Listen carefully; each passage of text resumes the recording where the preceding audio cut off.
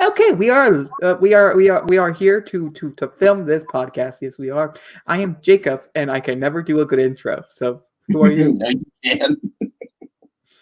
You would think I'm after Raymond of from almost a RC year Jones doing this. 18.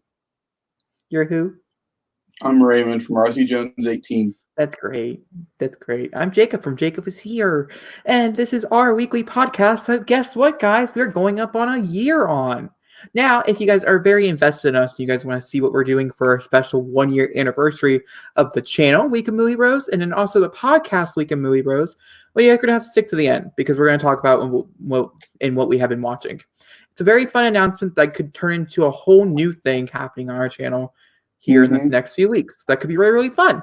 So go ahead. I do want to mention for anybody who doesn't watch or who just like tunes in real fast for the podcast or whatever, I will be making a video announcing this as well for anybody who doesn't listen to it. So it will be announced again, but you should still stick to the end because there's a lot of good stories to talk about here. And we'll be together for that announcement video.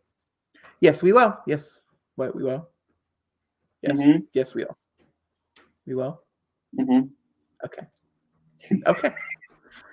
Sure. That's what he says. So, all right.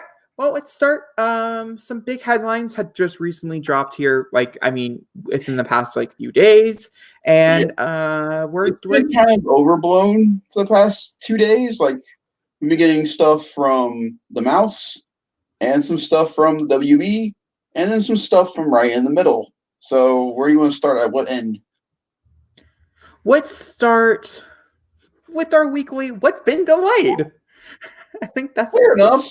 Not the big delays. We'll talk about MCU here in a minute. Let's go with the smaller delays, and then we'll build up to the MCU. Do you count a certain film in this delays as part of the Marvel thing because of what it is? It did steal a spot. We're still going to talk about it here, though. Okay, you know what I'm talking about, though, right? Well, yes, that's what Venom. Let there be carnage. By the way, I don't think anybody is talking about the title for the movie because of the delay. The title for this movie is awesome. I love it. So, it's okay. It's fine. I'm still curious to see. I know they have a lot to shoot left, which is the reason why they ended up moving it from their perfect October release date to no less July 25th or no June 25th. It's not the best release date. I'm not entirely happy about it, to be honest with you. But would you have been okay with them pushing it a full year to October of next year? Well, because I'm not super duper looking forward to this movie in particular, I don't personally care. Like, I could have waited a year. Now with Batman being moved to October, I'm kind of glad Venom stayed out of October next year because Batman, no offense to Venom, even if Venom's good, Batman would have completely overshadowed Venom in that case. Because we have to remember when Venom 1 came out back in 2017, there was nothing in October for it to face except for, I don't remember, because it was just that dull of a month. And Venom came in and destroyed October that year. It's going to be different going into 2021 is more stacked now because of all this. Which is just crazy. There are films I didn't think we would see till 2022 not coming out in 2021. Or films coming out in 2021 or come out in 2022 are supposed to come out in 2021. We'll get to those. But we sure will. But the delay makes sense, but that means that Sony really doesn't have anything coming out for the remainder of the year. In which we had already talked about before, that it really wasn't that big of a deal. The fact that Sony didn't really have anything coming out because Sony has so many different other ways of profit, but they can sit out the rest of the year and be just fine. I'm very curious to see how much money they paid to change things or why they have such a big play. We'll get there. Yeah. I want to know that conversation. I wanted to be there for that conversation for sure. Is it part of the contract? We'll get to it, but I wonder if it has something to do with contracts.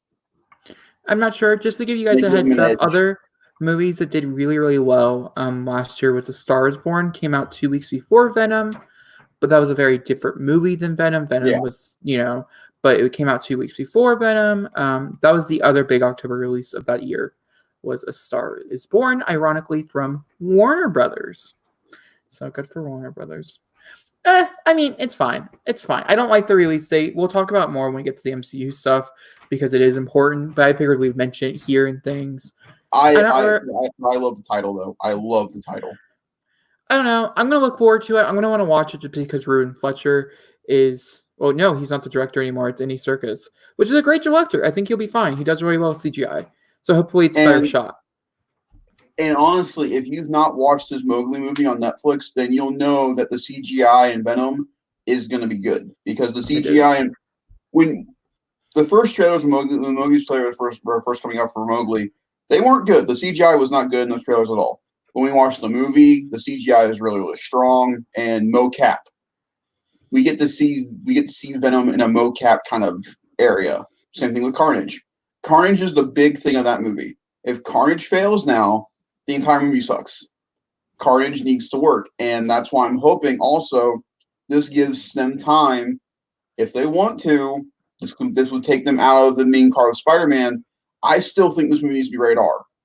Because you cannot do a Carnage movie without him being a serial killer. He needs to be a killer, and we need to see that happen. He bleeds red, and that's why the symbiote bonds to him. It'd be really weird if it doesn't. So I'm excited. We'll see how it all plays out. Yeah. So off of Venom, like I said, we'll come back to it here in a minute. There's a few other movies I want to very quickly just touch on that did get delayed release dates, which I find to be really interesting. And so let's talk about them. Mission Impossible 7 both got delayed. Mission Impossible 7 was previously scheduled for July 23rd. Will now open in November of that year, which is really interesting when you figure out what it's going up against. It's just like a hoot. Yeah. Ironically, I think November is going to be a good month that year. And then Mission Impossible 8, which was previously scheduled for August 5th, will now also come out in November. So these are officially Thanksgiving movies. How do you feel about Tom Cruise being a Thanksgiving movie kind of person? Well, I mean, he's going to be a Christmas. And he's not being summer releases. Well, we also have to remember his big summer release for this year got moved to December. So he is now going more into a holiday-esque area, which I think if these are what we believe are the last two Mission Impossible movies that we're going to see for a while, I think it'd be kind of cool to make them like big cultural events for the end of the year. Like, come here for 7, cliffhanger with 7, come back next year with 8 the same month, and finish that story. I think that's really cool. And we're also going to see how he does holiday-wise with Top Gun. If Top Gun doesn't do well, then they might move. Then they might push Mission Impossible to October. I do not believe so. So some other smart. This is all through Paramount, by the way. If anybody is curious, is we have 2 other movies that were slated now officially. The Tomorrow War, which will star Chris Pratt, has now been slated for July 23rd. Then Paw Patrol, which is getting its big debut on the big screen, is now delayed for August 20th, which I think that's a great date for that. And also, action? Huh? Is that live action or animated? That will be animated. They're going to do the same thing they did with My Little Pony. Well, I know what you'll be doing in August of 2021 with River. Yep. Well, she might be over it by then because she is going to be older and things. She might be over it, but we'll have to wait and see. Other things to have note here is that Dungeons and Dragons, which was originally supposed to be slated in November 19th of 2021, has now moved to some point in 2022. I'm not entirely sure, but it has moved almost a full year. But it's Dungeons and Dragons, so we'll see. Yeah. When it comes to D&D, it's like coming to Masters of the Universe. They can say a release date and then go, "Oh, we'll see you in 7 years. Bye." I'll believe that when I actually hear them starting when I hear they actually start shooting. So it's going to be May 27th, 2022. It's from the guys who brought us Game Night, which is a great movie, very well directed. And then also Dungeons and Dragons movie. Yeah, this was their reward for Game Night because it did so well with Dungeons and Dragons. That's what they chose. I hope that what's his face from True Blood is in this movie. That's right. Oh man, really? He's the really big bulky guy from True Blood. He plays Deathstroke. Oh, why the wolf? Because he's a big fan of D&D. He created his Oh, own Pixar okay. D&D. Well, yeah, I think that would be great. I think that type of thing would be nice. And we'll see. You know what I'm We'll have talking to about, wait. though, right? Yeah, I do. I do. He's married to you, not to what's her face. You know the guy's married to what's her face? That guy. Also, other things to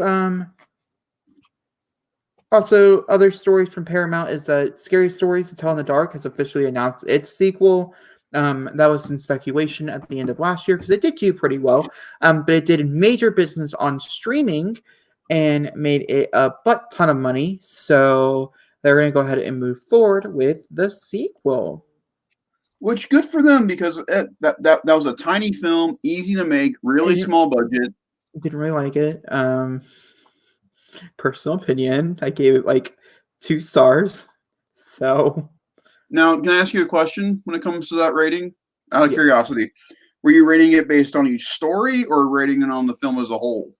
The film as a whole, because they connect all the stories. It's not like the book where it's individual stories. They're all connected, and so you have to rate them as a whole. Did you have a favorite creature at all in the movie? Yeah, the one that they promoted the most actually was the coolest. It was extremely terrifying, though. I mean, for a PG-13 movie, it was pretty scary. Well, it's also Guillermo del Toro. I mean, Yeah. you expect that from Guillermo. Be weird if it wasn't as terrifying as it said it was going to be. I mean, Shape of Water. It did do really well. So yeah, it did. Financially, no fish it did very fucking. well. No fish fucking for sure. Oh yeah. No fish sex. Be weird. Okay, some other things that did now before we move over into MCU, which is a perfect segue, I would have to say we're gonna actually move over to Scoob here for a minute.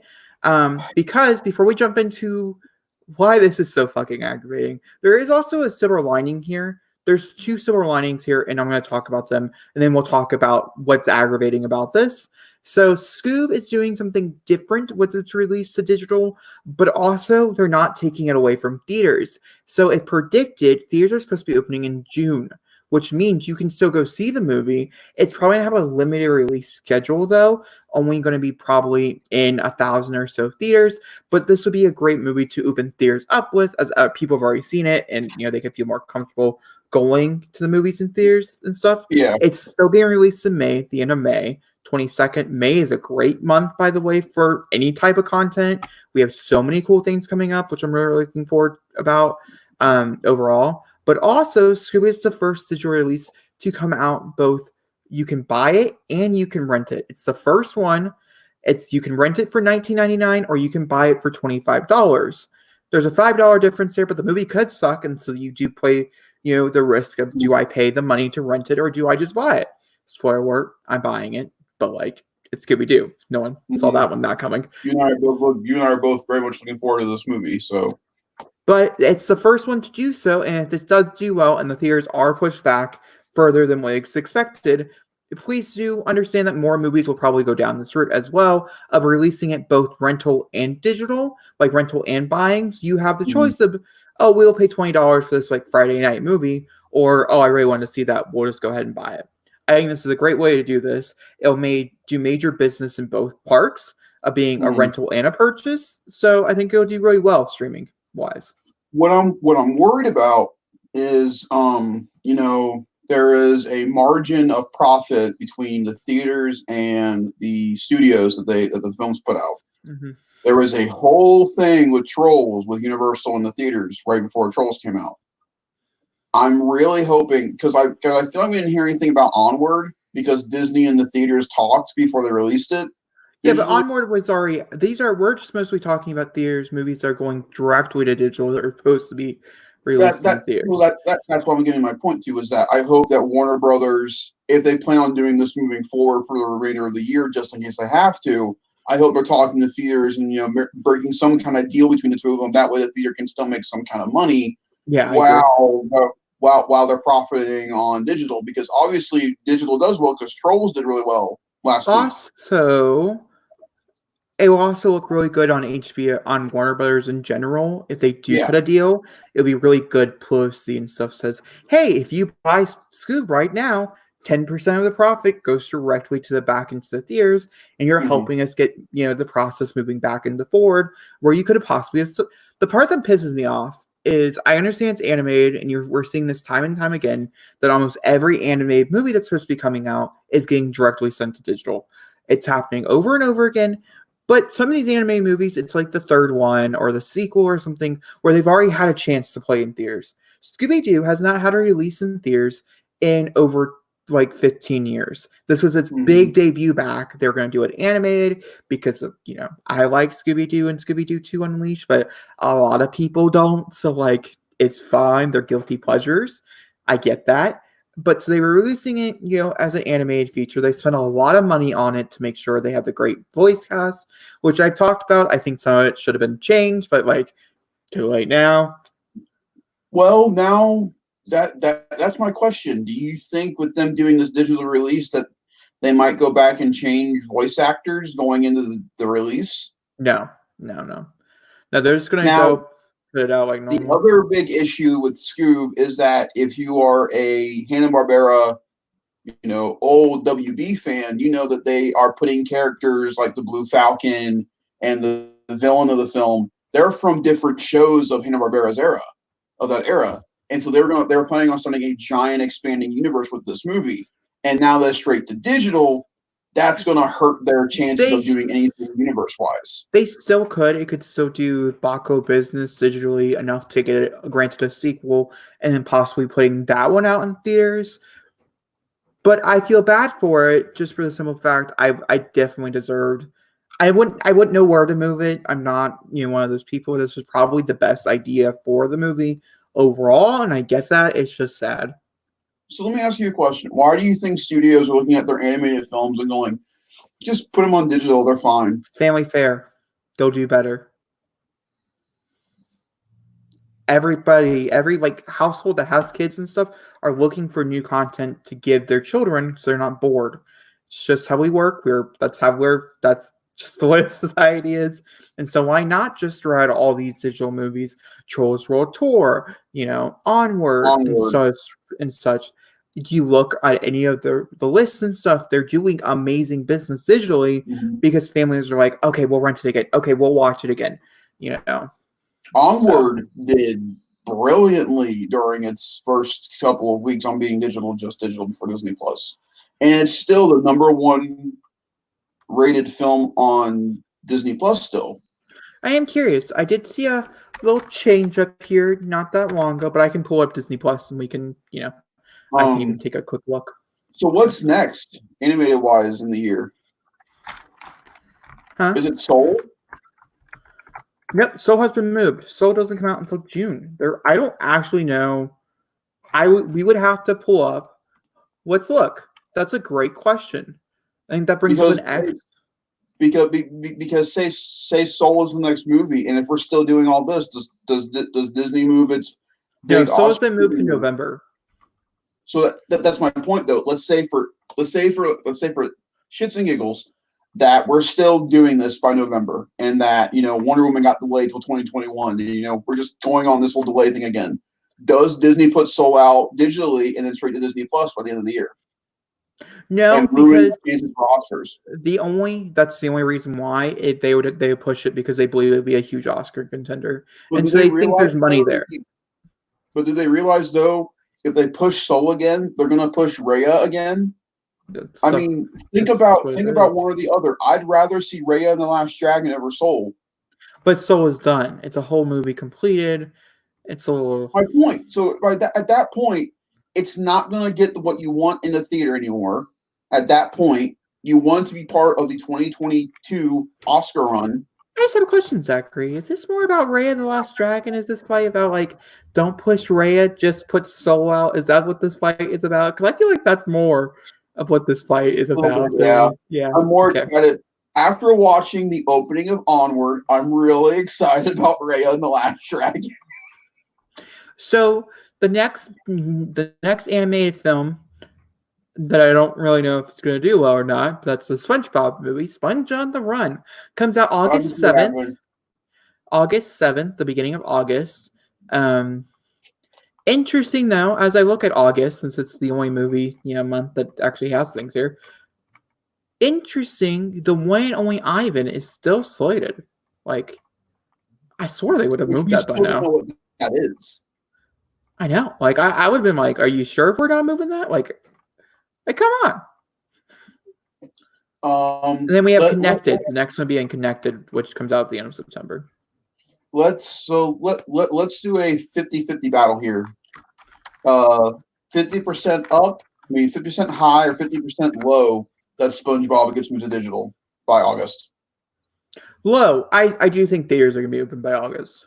I do. I have that feeling. My gut never lies to me. I'm right in the middle. I don't think that the beginning of August films are going to make it. I feel like halfway through August we're going to start getting releases back. So I think SpongeBob will be the one of the final films to get cut straight to digital because Nickelodeon is screaming at that if that happens. Could you imagine if Nickelodeon said the premiere of SpongeBob, Sponge Out of Water, was on Nickelodeon? Their ratings would skyrocket. They are looking at that as a profitable margin. And plus, Nickelodeon's winning both film-wise and rating-wise because they're getting both at the same time. They're hitting their demographic. It would work. Plus, I can do a digital rental release at the same time. So I feel like the first week of August, SpongeBob isn't going to make it. It's going to hit digital rental plus Nickelodeon, all three at the same time, boost its ratings and sales, and then August after will be when we start going back to theater again. Now, I still feel like Wonder Woman 84 will be the first real film in theaters. I feel like it will be July. I personally am very strong about this. I feel very strongly about it. July, end of July, towards the end of July, I do think Tenet will release on time. So do you think Tenet will be the first real film I think release? Tenet will be the first actual big release for the movies. Which is huge for Christopher Nolan because, like, if this movie's good, it's going to be the biggest, huh? No one's going to go.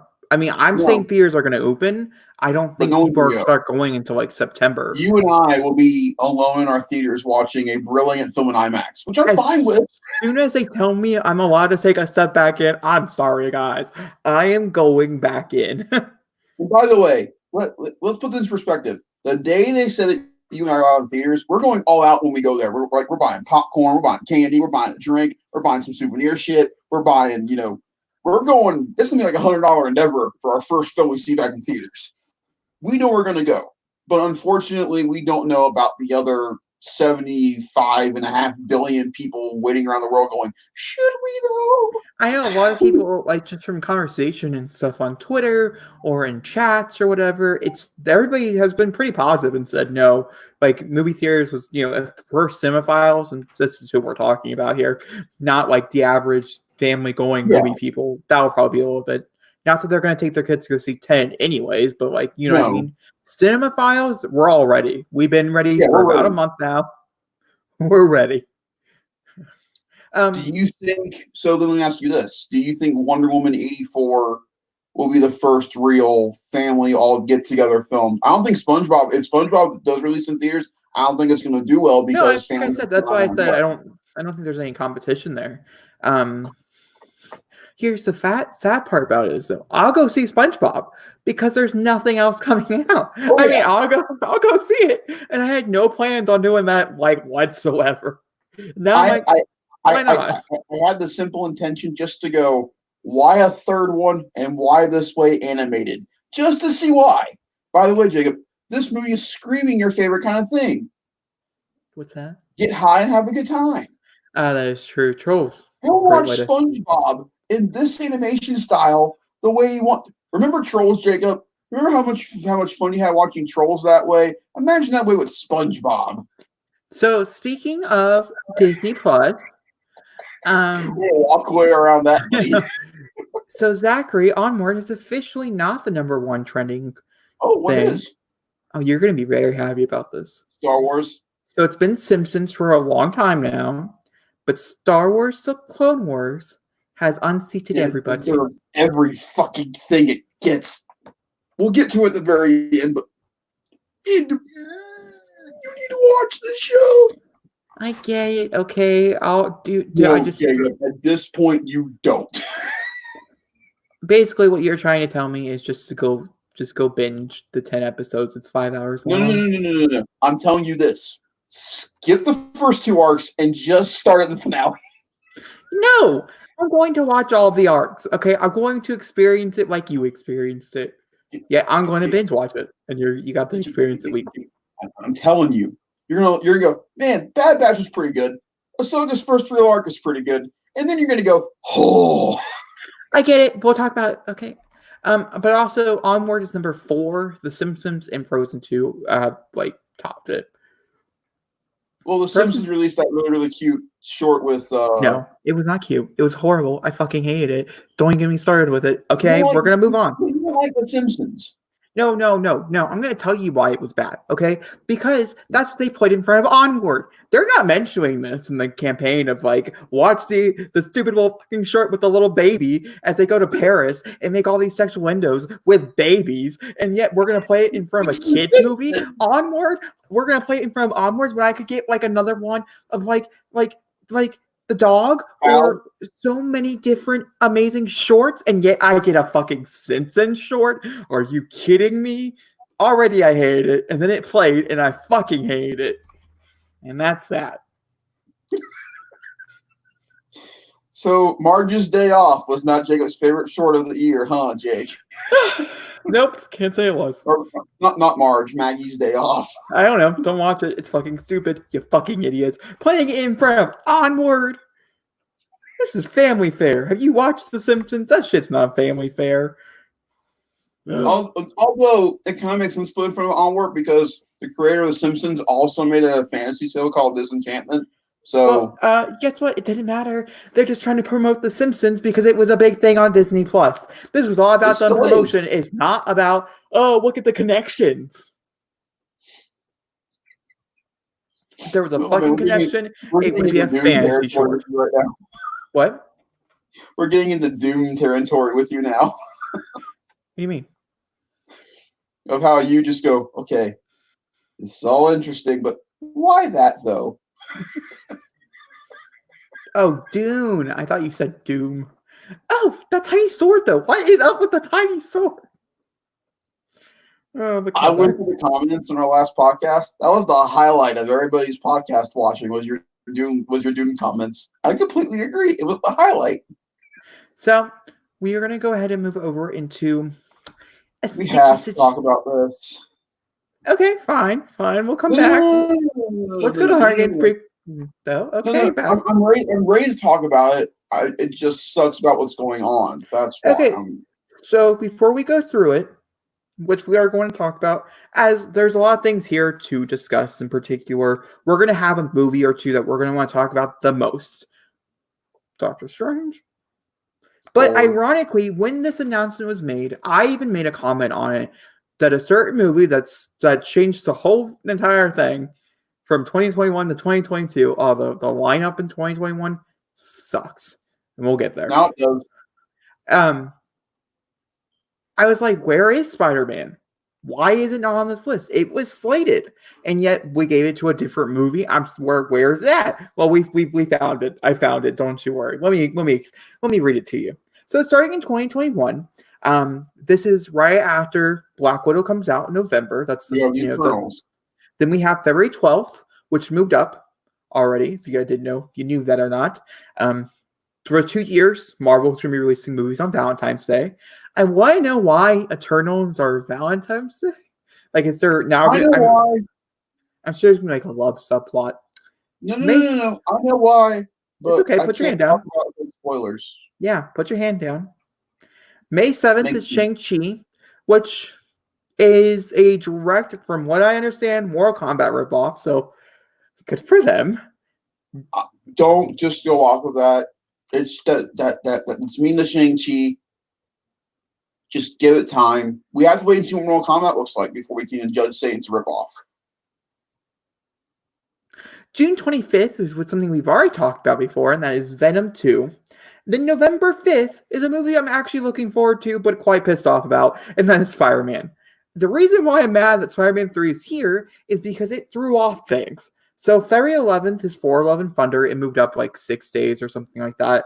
And then March 25th, not even a month later, just a little over a month later, we had Doctor Strange 2. Then just a little bit over a month later, we have Black Panther 2. Then just over a little month later, or I think it's like now 2 months or so after that, we have Captain Marvel 2. Then October 7th is Into the Spider-Verse 2. Which, the 2 dates here that are new, sorry, I am talking a lot, then you can say whatever you want. Spider-Man 3 should have went to March 25th. Doctor Strange 2 should have stayed the same. And Into the Spider-Verse, nothing was slated, but obviously knew it was Blade, and that really sucks for Blade. So, Zachary, how do you feel about this fuck up? Okay, so first off, the fact that we've now lost a perfect day for Doctor Strange twice pisses me off. November was the perfect date for this movie. Perfect. Why not? Like, if you're going to do it all, like, if you're going to make this many changes, in which they made a lot, why not just put it at May 6th? Why not just have it released a year later? I mean, we're still waiting, but then you kick it off. Like, Black Panther 2 is probably going to be a great, movie, but obviously Doctor Strange is it's like the Avengers, 3 or 4 point. Everybody, it's besides Thor, it's the one everyone's looking forward to. But here's my bigger problem. You said it while you were talking. Month after month after month after month after month after month is a Marvel movie. This is what we've been talking about up to this point. People are gonna get sick of it. And if they do it, no, I'm not kidding. Once a month you get a Marvel movie. The entire reason the Infinity Saga works so well was because they braked everything up. It wasn't all consecutive. We had time to build up, think about what happened in that last movie to get to the next one. And now we have a month to speculate. It's not a show. It's a movie series. I don't want to go, well, I don't have to wait that long now. I enjoyed that wait. That year-long wait between Infinity War and Endgame was incredible because the lead up to Endgame just felt so more powerful when we see it. Whereas now we get to go from Thor, Doctor Strange to Black Panther to yada yada to yada yada to yada yada, and then we end into the Spider-Verse 2, which isn't even a Marvel movie; it's a Sony film. Why is that ending an MCU slate? It makes no sense. Well, I mean, technically that year would be Captain Marvel 2 if you want to get down to specifics, but I was just saying they moved Into the Spider-Verse 2 to October. I'm excited for both Spider-Man 3 and Spider-Verse 2, but these two films fucked everything up. Okay. We had a great slate, okay? And the slate has changed. We talked about we talked about last week about slates changing for MCU and stuff. Yeah, major difference between that and that. But Spider-Man 3, we have it's not going to be directly tied into the MCU because it's leaving. I mean, that's the whole point of this movie is to say goodbye. That's the point. Doctor Strange 2 was supposed to come out before Thor and Love and Thunder. And if for Marvel fans, like we had just talked about, it's like a TV show. It is. Every movie is like a new episode. I don't want a Star Wars The Clone Wars where I get to see something I'm not supposed to know. And then the other big thing no one's talking about because of the Disney Plus thing, all the shows. Oh, okay. So I think Falcon and Winter Soldier of the three is fine. That one and Loki are okay. WandaVision's the problem now because if Thor: Love and Thunder is first, WandaVision's supposed to lead into Doctor Strange. So where are they going to put it? So Stop it. I'll kick you out. So also, interestingly enough, Sebastian Stan just talked about it in an interview here recently, a digital interview. Don't you worry, he didn't sit down with anybody.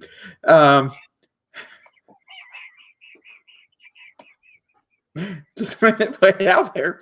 He had recently said that they had not just a few days left on Falcon Winter Soldier, but a few weeks left on Falcon, which means they're a lot further behind than we had thought. And also, WandaVision is even further than being, it's much closer to being done. And then also, no production on any television show is supposed to be starting until January of 2021. So that means The Mandalorian, any Disney Plus TV show that's not done filming or in post might not debut on their release date, which means I want to make sure everybody understands how clear I am. We're not getting any new Disney Plus things. That means Mandalorian's done. Huh? Mandalorian's done. Doesn't That's matter. coming There out. is major rumors that they're not releasing anything new because it's not going to be up to par where they want it to be. And that is you have to understand, Mandalorian, sure, is done. But they could go through the editing room and realize that there's things that they missed. Or, oh, this wasn't exactly how I wanted this to be done. Or, oh, we went a different way here. We have to do a rewrite, which means we have to do a reshoot, which means they have to go back into filming. And which would have been fine if we didn't have a pandemic. Huh? I'm trying to be you right now. I'm trying to be the optimist. Don't take this away from me. I'm just saying, realism sucks. And that's you. Do you like this? Because that's what By the way, Jacob, you gave the best line in Weekend Movie Bros history. He didn't sit down with anybody. I'm just making sure no one's worried about good old Sebastian Stan. He's doing fine. He didn't sit down with anyone. I'm just making sure people understand it's really funny. What happened? He sat down in the chair. No, like across from somebody. Like it was like an in-person interview. Come on. Well, that's the MCU. I'm a little pissed off about it, honestly. You talking about Blade? Well, the fuck knows. Where's he gonna go? The year after? No. The good thing about Blade, though, is that like it was never officially announced. Yes, it was in front of thousands of people. No. Blade hat on. No, Blade was never slated. Blade was announced, but never slated. And that's where I'm going to ask you this. If this continues to happen and continues to push Blade off, is there a good chance they could switch around Blade and make it a Disney Plus series? No, because Kevin Feige has explicitly come out and talked about how he does want to deal with some supernatural creatures and stuff in the MCU to see how all that stuff plays out. So, Morbius. Huh? No, Morbius. Nope. Morbius will never come over. Don't get excited. They connected it, Jacob. Zachary, they're not connected. Sorry. They're connected through Spider-Man movies. Who was Michael Keaton? He was a Spider-Man person who is owned by Sony. So throw him around all you want, Sony, but he's not coming back over. By the way, do you find it kind of ironic that Spider-Man 3, the last film in the Spider-Man trilogy for the MCU, directly after that is Venom 2, where we've heard rumors of possibly seeing Peter Parker, aka Spider-Man, in the movie? Well, Venom 2 comes out before Spider-Man 3. No, it's not. Yeah, it is. It comes out in June. Spider-Man comes out in November. But still, isn't it kind of weird that we might see Peter Parker in Venom 2 and then Spider-Man 3? Well, let there be carnage. I saw the title. I was like, what a pun.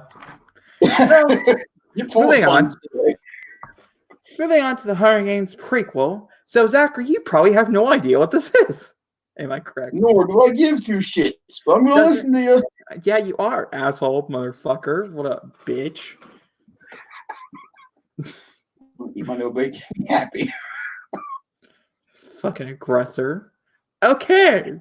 We're going to move forward now, aren't we? Don't choke on the no bake. So, here we go. So, the Hunger Games prequel has a very, what's the proper word? Outrageous title. So, it's called, I have to literally go to my orders since it's on pre-order. It's called The Ballad of Songbirds and Snakes. Huh? Let me rephrase that for you. The Ballad of Songbirds and Snakes. That's the title for this movie? Why, yes. That is a dumb title. Why, yes. That is the title of the brand new book coming out on May 19th, 2020, which is a prequel book since, we can't really move forward with the Hunger Games. We have to go backwards. Like, it's just, how it works. And no, we're not going to go see Haymitch's first game. We're not going to go see anybody that we actually care about or want to see. Why would we do that? That seems stupid, right? Right? Mm-hmm. right? We can all agree that's just like a horrible idea. Like one of the worst ideas would never make a fan happy. We're following President Snow, aren't we? We're following fucking President Snow as his first games. This is his first ever time in the Hunger Games. Also, there's going to be a few other characters that pop up and shit, but it's basically a young Donald Sutherland is what we're looking at. Let me get this straight. We're watching President Snow in his first ever Hunger Games. Hey, so, Jacob, what does this sound like? The Hunger Games. So let me read it to you, okay? This is the synopsis. This is the pitch. All right? Why do you keep moving like this while you're saying it? I don't know. Okay, I'm going to be completely candid with you. Yesterday, I took 4 of my little happy leaves, and they didn't kick in yesterday at all. So we're playing a risky game. because as soon as I do hit, they're all 4 going to hit together, and I'm just going to shut down. Like, literally, you're going to see me freak out. So let's read it. It's the morning of the reaping that will kick off the 10th annual Hunger Games. Why not the first one, bitch? What? Sorry, Suzanne Collins, I love you. You're okay. Your writing is okay. But why not the first one? Like, wouldn't that be so much more interesting to read about? Why did this start? Okay, honey, I don't think you care about the Hunger Games. I think that's the reason why we're not vibing. But let's get on the same page. Let's vibe, get excited, move on. Okay, so in the capital, 18-year-old Cornelius Snow, yes, Cornelius. What is he, a fucking chimp? Is preparing for his one shot of glory as a mentor in the games. The once mighty House of Snow has fallen on hard times, its fate hanging on a slender chance of the Cornelius will be able to outcharm, outwit, and outmaneuver his fellow students to mentor the winning tribute. The odds, however... Wait. This is his first Hunger Games, and he's not even fucking playing in it? We're not there yet. Hold on, the movie is based around him mentoring a tribute. By the way, they just said the House of Snow. Is this a Game of Thrones prequel or a Hunger Games prequel? So the odds are against him. He's been given the humiliating assignment of mentoring the female tribute from District 12. Like how? Wow. The lowest of the low. Their fates are now completely intertwined. Every choice Cornelius makes could lead to favor or failure, triumph or ruin. Inside the arena, it will be a fight to the death. Outside the arena, that's where the important part's happening. Cornelius starts to feel for his doomed tribute and must lay his need to follow the rules against the desire to survive, no matter what it takes. I also want to mention that if you've never read a Hunger Games book, which I know you have not, most books range between pages of 300 and 340, okay? This book comes in at... Let me guess. Sure. 622. No, you're wrong. Ha, ha, motherfucking ha. It's 528. Oh, I was off by 120-something pages. And you know how maddening that is actually to me, though? Why? Why 528? You think I want to spend that much time with President Snow? No. So, Jacob, again, what did I just say earlier? This is a book and now a film about a guy mentoring a girl from District 12, playing in the Hunger Games, and then falling for this girl. Not necessarily. He never says he falls for her. You cut out the love story bullshit. It's basically Hunger Games 1 again. And, hold on. From the opposite angle. Hold on. Because that brings up a good point. Is there any money in the Hunger Games? Did the first Hunger Games do well with that same exact plot? Let's see. Anybody curious? I'm curious. So, yeah, it made $700 million worldwide with that same exact plot. And I'm sure the director will be better. So, ultimately, it'll be a better film. The first Hunger Games is hard to watch. The second Hunger Games is a beauty. The third and fourth Hunger Games are there, and you accept them for what they are. I love Catching Fire. It's a great movie. Catching Fire is the best one of the 4. You wanna know why? Because it follows the book so closely that you're just so happy inside. Even though Catching Fire, ironically, is the worst book out of the trilogy. So, you know. Let there be games. Okay, so that's the Hurricanes prequel. Little downrun. That's what you're getting to. If you want to know more information, you want to know spoilers or whatever, you might go ahead and pre-order the book. It does come out in May. I'll be reading it. So Hopefully it comes out in May. they will. Books are not getting postponed. Oh my I god. wouldn't say that. No, they're not. The Lego Star Wars Encyclopedia of Characters with the exclusive Darth Maul figure that I desperately want got delayed from its September release date to next year. Shit happens. So I want that Maul figure, man. yeah. That's the book. We're Did you just fucking say F the book to a writer? No. So this is my podcast now. I hope you guys all enjoy. I fucking booed that asshole out.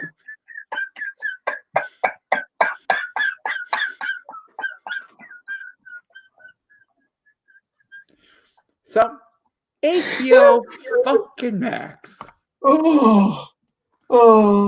Okay. My favorite. So the trailers in order of my three favorites are first off is Looney Tunes. It looks so good. My one complaint about Looney Tunes: why are Bugs Bunny's gloves yellow? Why aren't they white? Besides the point. And then it goes. Watch the trailer. His gloves aren't white; they're yellow for some reason. The second one, I forget the title of her show, is Anna Kendrick's show. It looks really funny. It looks really good. And then surprisingly, Elmo looked funny. So I really like what they did with Elmo. I watched Looney Tunes one, and then I watched obviously Anna Kendrick's one because duh. But also, I did not watch Elmo's. So. Elmo looks funny. So other ones that we'll also be doing is Craftopia, which is all about crabs. On the Record, which is all about On the Record. Then also Legendary, which I have no idea what it's about. So hopefully it's legendary. So you took the joke. Yeah, Zachary, it's my joke. You're trying to steal it. Don't be rude. All in all the HBO Max stuff with the release date for May 27th, it looks strong. I'm gonna be honest with you. It looks a lot stronger. It looks like a lot stronger opening than Disney had. Fuck yeah, it does. So that's going to make a question. If Mandalorian season 2 does delay till next year, does HBO Max win the stream war for the year? Do people transfer from Disney Plus? I mean, obviously, I'm keeping my subscription because you're getting HBO Max, so we're not losing either or. But still. I don't think so because HBO Max has already a built-in fan base. Anybody on HBO Go, whatsoever, automatically gets HBO Max. Anybody that has HBO on Amazon or anything like that, guys, I'm putting this out there for anybody who does not know. It's the same exact price you're paying for monthly for HBO normally, when you could have a whole new slew of things that will not be on your HBO on Amazon or whatever. Friends. Anybody say friends? Friends. I think it's starting to kick in, buddy. Just making sure. You can pay $14.99 just for HBO Max, and it's just a different app. We're all jumping between apps anyways. I mean, Amazon is cool because it's all one place. You don't have to, go sprawling, but I want to ask you a question. So with HBO Max coming out and, HBO moving from Amazon's app to its own app, do you think that's going to hurt Amazon's app at all? No, because you can still get normal HBO. You don't have to have HBO Max. They're not getting rid of HBO. Oh. Yeah, I'm getting rid of HBO for us because I'm not paying for 2 HBOs. Yeah, that's fair. That's $30 of sync content. So let me ask you, besides the new original stuff that we know about, what's the first thing you're going to go to when HBO Max launches? I personally, ironically, since I don't have, I'm gonna want to search for everything to make sure because I'm not entirely sure what's all coming out. I watched a few different things on. There's a list you guys can find that will have every single thing coming out for HBO Max. But the first thing I'm going to watch is Anna Kendrick's Love Life. It's so easy for me. I'm binge watching an entire day's worth of Tom and Jerry. Oh, yeah. See, that's cool. I'm really looking forward to that because honestly, I'm a little over Disney Plus's kids shows, like kid shows. I'm ready for the more. I'm ready to watch the cartoons you and I used to watch when we were younger. I'm ready to watch, a cat and a mouse beat each other with a mouse trap. And I'm ready for the more adult, like Looney Tunes. I'm so ready for that new Looney Tunes stuff. It looks so good. When Porky Pig freaks the fuck out at the end, he goes, "Hey, I had it," and just throws it down. It looks so good. Oh, the animation looks great. It's so good seeing the Looney Tunes back how they're supposed to be. Not these dumb sitcom shows on Cartoon Network. A legit Looney Tunes cartoon. It's so good seeing that again. They didn't do that with Disney, which really was just a real shame. Like Disney cartoons, like old Mickey Mouse or old Donald Duck, but revamped and done better. They didn't do that with Disney, which I thought was a real misleading because I love watching the old Donald Duck cartoons where the two little chipmunks deal with Donald Duck. It's really funny. I like those kind of cartoons, like where it's all zany and you see like their face deform and they eat things that they can't eat. Or when dogs and cats have fun together, it's really weird. I like that kind of stuff. It's fun. Tom and Jerry is my favorite cartoon. Okay, Zachary, I have a question for you. Do you like that kind of stuff? Is it fun? Yeah. To be completely frank, of anything on there besides Friends, I might just stick with their cartoon category. Because, Batman, Superman, Justice League.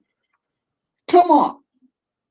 Batman Beyond. Also, I won't lie, is it wrong of me to say just cancel DC Universe and just put everything over there so I don't have to pay for DC Universe as well? That's what's happening. No, it has not been announced yet. They keep going back and forth. One article says, "Oh yeah, DC Universe is dead." The other article says, "Oh, they're gonna wait until the end of the year and then move things." So we'll see. As long as I keep posting Harley Quinn, I'll keep paying for DC Universe. Let me get this straight. The only reason you still have DC Universe is because of that one show. Yes, this is true. So, moving over into our announcement. Zachary, I'm really looking forward to this one. Are you ready? All right. So, last week we had talked about what were we supposed to be doing for our 1-year anniversary. So, a year ago, on the 26th, I posted a tiny little review called Avengers Endgame non-spoiler review. Then, like 2 days later, me and Zachary sat down and recorded our first podcast. Spoiler cast. It was like a spoiler cast. It wasn't our official first podcast, but it was practically our first podcast. I think it's besides oh man, what's the other Joker? I think it's our longest podcast ever. Yeah, it's 2.5 hours long, and we talked about the movie in detail. Yeah, it's 2.5 hours long. You talk for a long time. Like a long. I love the movie. Time. So basically what's going to happen is, because Avengers Endgame was the thing that kind of skyrocketed this into a thing. We had talked about before doing a channel dedicated to movies, but it was Avengers Endgame that really cemented the fact that this is where we're headed. So we're going to, on whatever day my brother decides, don't know which one, next week, the week that you guys see this, we are going to be watching Avengers Endgame on Thursday at a time that we'll be sure we announce here soon. Relatively soon.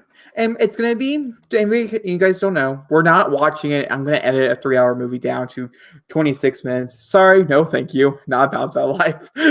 We're going to commentary watch it, which means you guys have to have your own version. You guys could find it multiple versions of ways.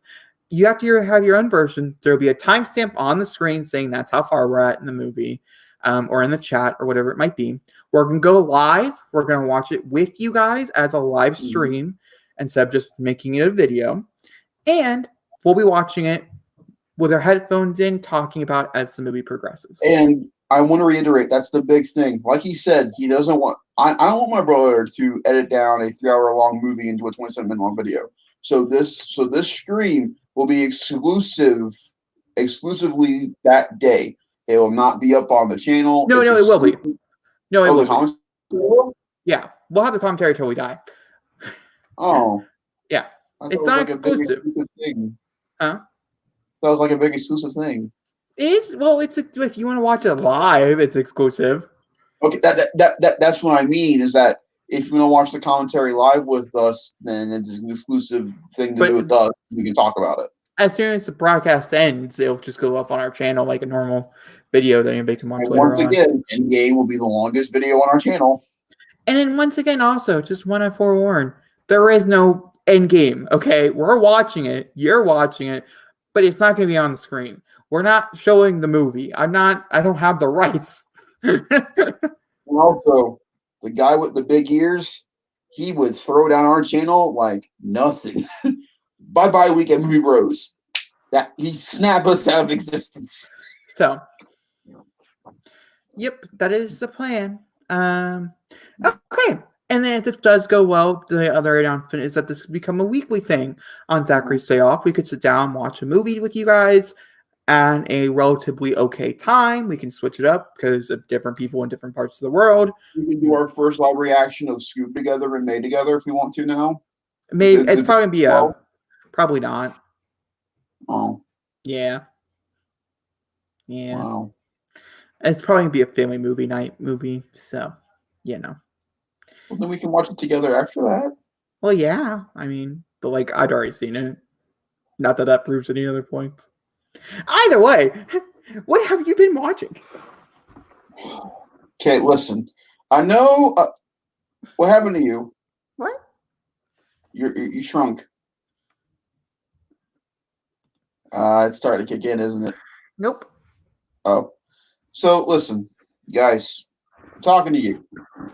Because for the simple fact that I'm a beaten horse.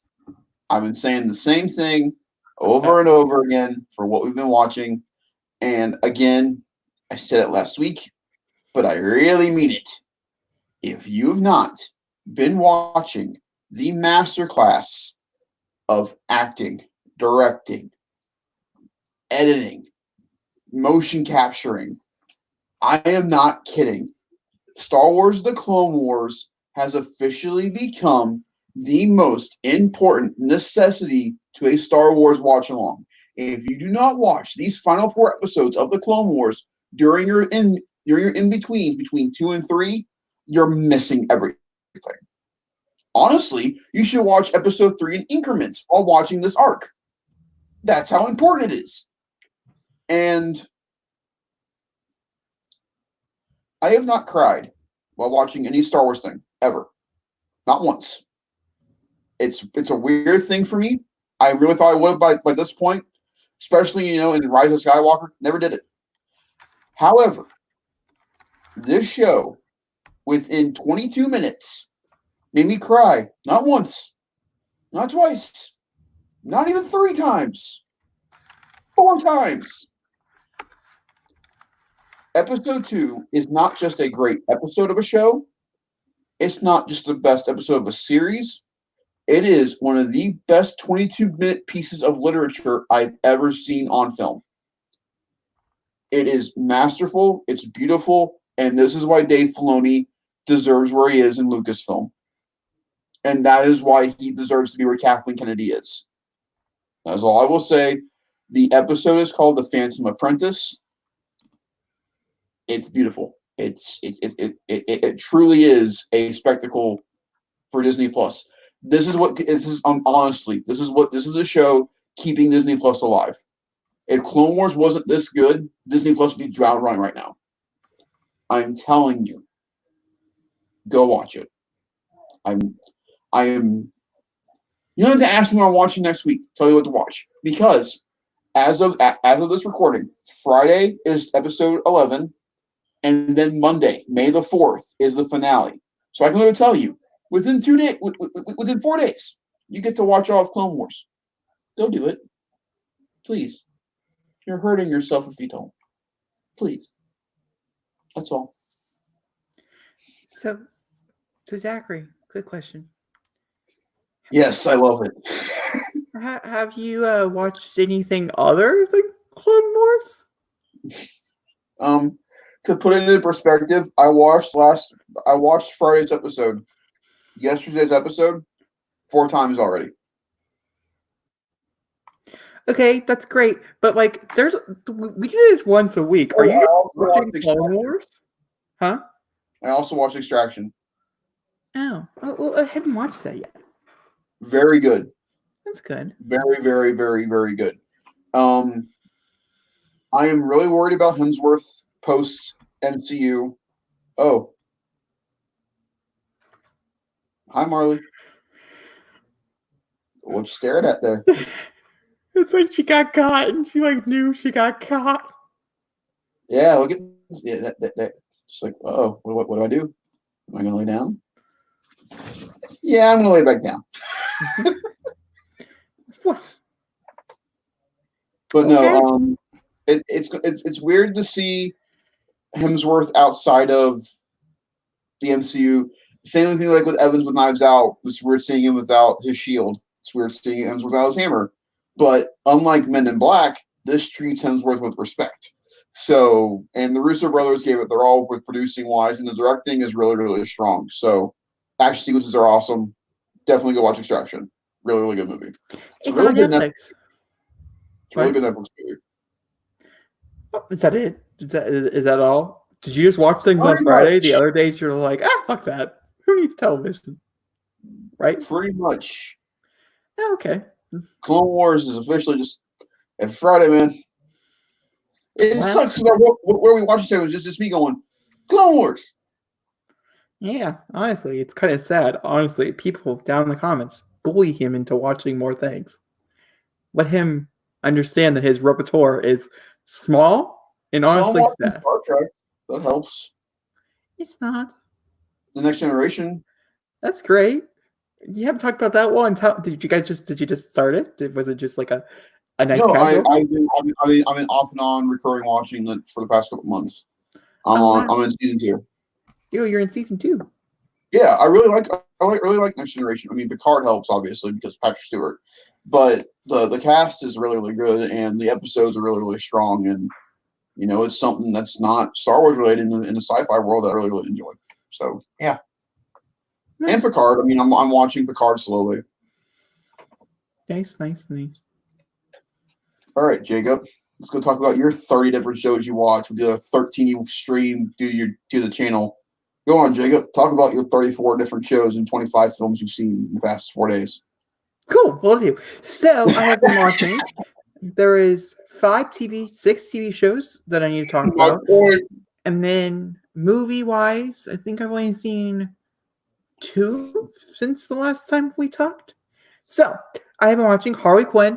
You can watch it too. And for everybody who keeps telling me, can you please stop posting Harley Quinn and Parts Killing Eve?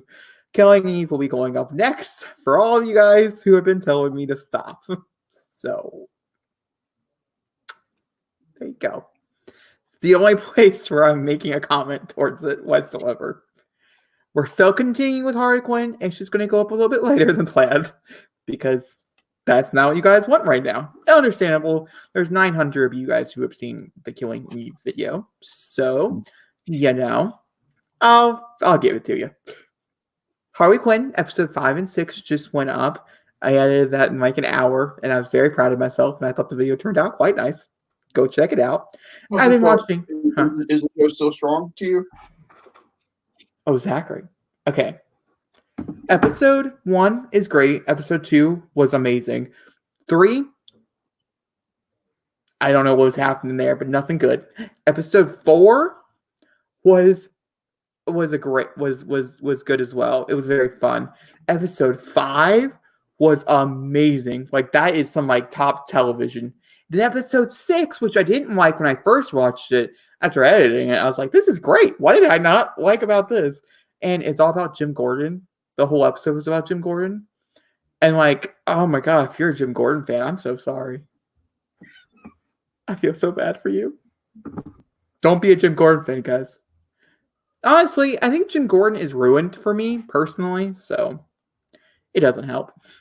So when you see Jeffrey Wright in the Batman movie, you're going to go, all I see is that pungent, big old redheaded guy who doesn't know how to do his job and gets scared of bats. Well, no, because Gotham kind of ruined Jim Gordon for me, and then this Hey, kind of Gotham's ruined. good. I never said Gotham was bad. I'm just saying Jim Gordon was a little He got better. peculiar. Peculiar is the only word I'm going to say. Jacob, And then everybody in that show is peculiar. Huh? Everybody in that show is peculiar. I get that, but he was more peculiar than I was expecting. Honestly. Yeah. Then also I've been watching Archer season 10 or season 11 is coming out within the next 2 weeks or so. And I'm freaking out about it. So I'll be talking about that weekly. Don't you worry. Then also I've been watching Zoe's Extraordinary Playlist, which is an NBC original with Jane Levy as the star. And it's extremely sad. I've cried a lot, but it's also amazing and very heartfelt. Highly recommend. Then I've also been watching The Bold Type, which I talked about last week. I finished season 2. Then I've also been watching Survive. I have 2 episodes left of that, which is a Quibi original. Then another Quibi original that I've been watching is Dummy. Mm-hmm. Do you remember which one Dummy was, Zachary? Oh, Jacob, don't ask me what I remember what Dummy is. And has Dummy been good? Oh, it's hilarious. It's so bad. It's so bad, but it's so funny. Oh, it's Speaking bad? of Gotham, he's in it. So, yeah. Interesting stuff. Full circle. TV show, movie-wise, I don't think I've watched any movies. I was going to watch Parasite, but I didn't get around to it. So, that'll be this week's thing. But over the next 48 hours, I'm watching a whole bunch of different movies. So, I watched The First Time last night, and then I watched another movie last night as well that I can't remember. So, oh well, I want everybody to know. If you haven't watched, if you're not been on Facebook recently, Disney Plus announced with Robin Wright and the guy who plays Buttercup in Princess Bride that the Princess Bride is coming to Disney Plus on May 1st. So, if you want to start out the springtime very well with your significant other, or if you've never seen The Princess Bride before, I highly recommend going to watch Princess Bride. Very, very, very important. You're inconceivable. It's a very important movie. My name is Diego Montoya. I've come to find you and kill you. You murdered my father. Prepare to die. It's the most important film in history. One of. On that note, we're going to end the podcast here. So, if our mother heard you say that about Princess Bride, she knows I don't like The Princess Bride. Don't you worry. Because I don't like the princess. Honestly, I find it annoying, and I don't find it very well. What? Prepare to die. My name is Diego Montoya. You killed my. It's such an annoying line. You're inconceivable. Well, what's new? Nothing. Hey, it's red. And now it's black and white. And now it's red again. And cue dancing. You guys enjoyed this video? Please give it a big fat thumbs up. Do all the fun YouTube things. And like, rate, and follow us on all of our Spotify and such. And then also, fun fact, we'll have an announcement video coming up talking about exactly what we talked about today with the time, and then I'll post the actual live stream. And then Zachary will be stuck into it, and he'll have to make the time to do it. So, give the thumbs. And cue it. Ready?